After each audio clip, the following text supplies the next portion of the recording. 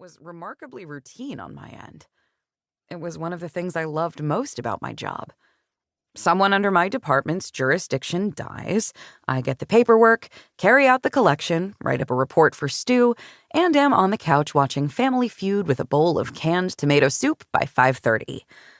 That's how it was. How it always had been for the 6 years I'd been a collections agent with Scythe. But somehow today was different.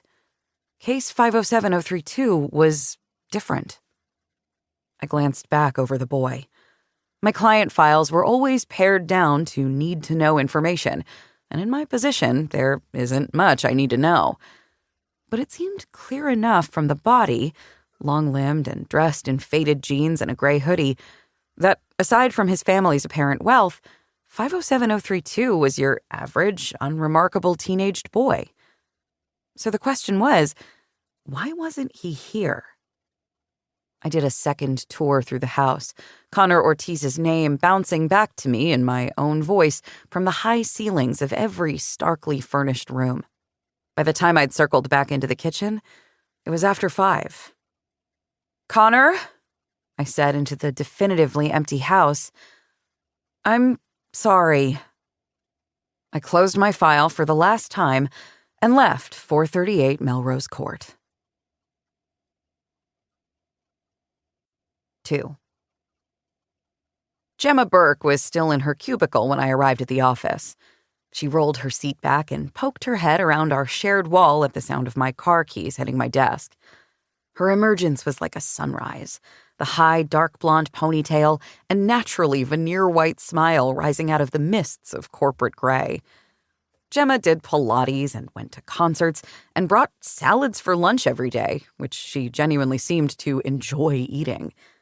She had work friends she saw without the obligation of work.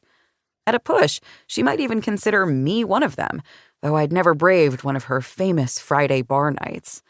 I had never been a Gemma Burke, but I was glad someone was. "Hey, Kath." I placed file 507032 face down beside my computer and fell into my chair, a small bubble of anxiety rising in my stomach. The anxiety bubble burst in a shaky, "Have you ever failed to collect?" Gemma cocked her head at me, her brows creasing. "I had a routine collection just now, and my client wasn't there." "Wasn't there?" Gemma repeated. "Oh no, Kath, that's not good. No, it's never happened to me. Oh, I'm sorry, that's so stressful." The look on her face, tight and pitying, confirmed my fears. I glanced down at my hands. They had a way of making a mess of things. I had a way of making a mess of things. And somehow I'd finally messed up the one aspect of my life I thought I'd had under control. Gemma's voice snapped me out of my thought spiral. "Have you told Stu?" "Not yet, I just got in." "Ah, fair enough. Well, I mean, that's definitely not supposed to happen." "No," I agreed, swallowing the lump in my throat. "It isn't." I took a breath and remembered the thing I should have said from the start. "How was the funeral?" Gemma shrugged. "Like, typical funeral vibes." I nodded uncomfortably. This was uncomfortable. Death was our job, and seeing it on a daily basis made us pretty blasé about the whole ordeal fairly quickly.